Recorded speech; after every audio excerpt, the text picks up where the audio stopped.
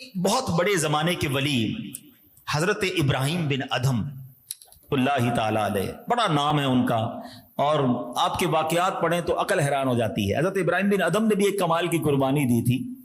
آپ کے بارے میں آتا ہے جب ایک زمانے میں بادشاہ تھے، بلخ کے بادشاہ تھے، اور آپ کی بادشاہی کا عالم یہ تھا، بہت بڑا محل، بڑے وزیر، جیسے نارملی بادشاہوں کا جاہ و جلال کر و فر ہوتا ہے، مگر آپ کی اصلاح کا سبب کیسے بنا کہ ایک اللہ والے ایک بزرگ آپ کے دربار میں آئے، اور دربار بڑا عالیشان سجا ہوا تھا، تو اس بزرگ نے آ کر کہا کہ یہ مسافر خانہ ہمیں اچھا نہیں لگا۔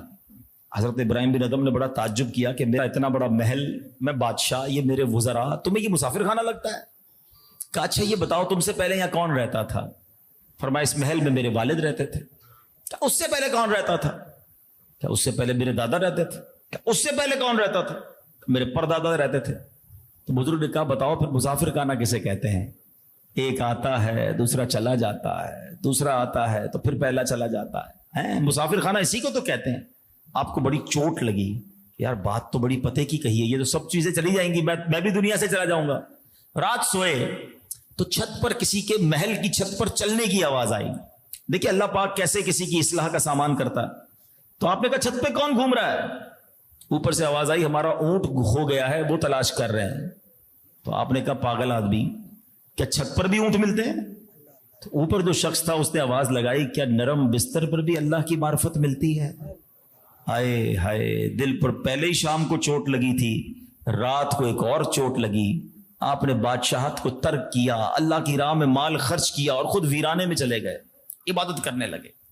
آفٹر سم ٹائم، کچھ عرصے کے بعد ایک اور شخص گزرا، ایک اور بادشاہ گزرا۔ دیکھا زمانے کے بادشاہ حضرت ابراہیم بن ادھم ایک دریا کے کنارے بیٹھ کر اپنی گدڑی کو سی رہے ہیں۔ کہا اے ابراہیم، اتنے بڑے بادشاہ تھے، اتنے محل، اتنے نوکر چاکر سب چھوڑ کر یہ کیا کر رہے ہو؟ یہ کیسی زندگی گزار رہے ہو؟